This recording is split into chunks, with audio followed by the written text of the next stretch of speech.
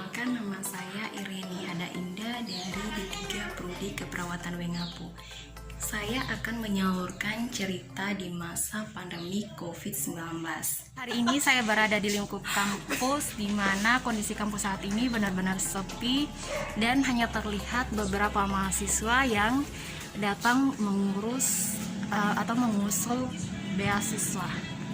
Kampus yang dulunya di setiap sudut dipenuhi dengan mahasiswa, sekarang dengan adanya kondisi COVID-19 ini, kampus sangat-sangat sepi, di mana mahasiswa melakukan perkuliahan dari rumah saja.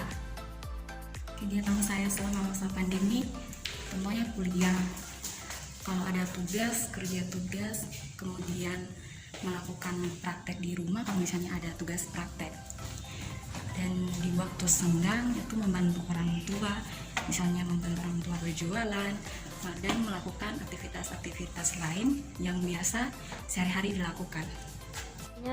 Aktivitas yang utama kita kuliah, habis itu dilanjut sama tugas, kerjain tugas, terus juga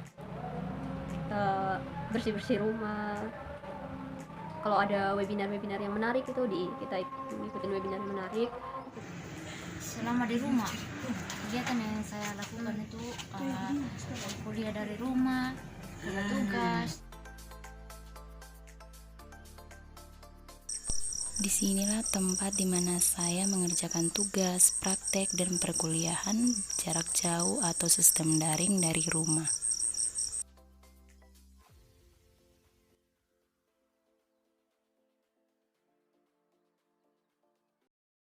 Sejak keluarnya surat edaran berkaitan dengan sistem perkuliahan di masa pandemi COVID-19 dari offline ke online atau sistem daring merupakan sebuah berita yang menggembirakan kami seluruh mahasiswa termasuk saya.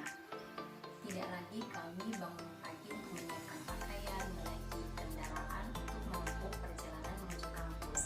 Dengan sistem perkuliahan daring ini juga sama-sama mempermudah kami, di mana tugas praktek perkuliahan itu bisa dilakukan di mana saja atau di rumah saja. Nah, kebahagiaan itu tidak selamanya kami rasakan selama masa pandemi COVID-19 ini. Seiring berjalannya waktu, kami merasa bosan dan tidak nyaman dengan sistem perkuliahan ini, di mana perkuliahan itu hanya dilakukan di satu tempat saja. Bahkan keakraban bersama teman, keluarga, kadang juga itu lewat sosial media saja.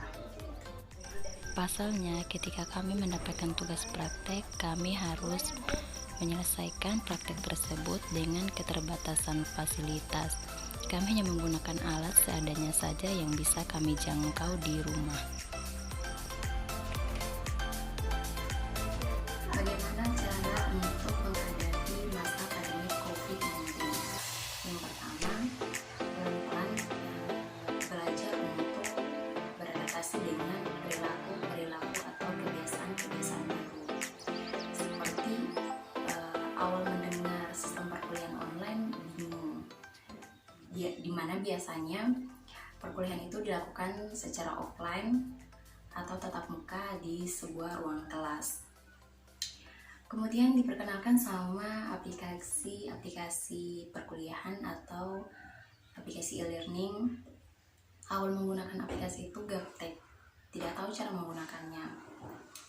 Tapi seiring berjalannya waktu akhirnya terbiasa dan tahu cara menggunakannya. Kemudian pada sistem perkuliahan daring ini juga sering terjadi hambatan-hambatan selama masa perkuliahan. Ketika perkuliahan berlangsung, tiba-tiba pakai data habis. Kemudian cuaca saat ini yang mengakibatkan jaringan internet, arus listrik itu bermasalah sehingga perkuliahan tidak efektif dan penyerapan materi pun tidak maksimal. Yang kedua, kita harus mentaati aturan-aturan pemerintah, mentaati protokol kesehatan seperti memakai masker, mencuci tangan, dan berjaga jarak.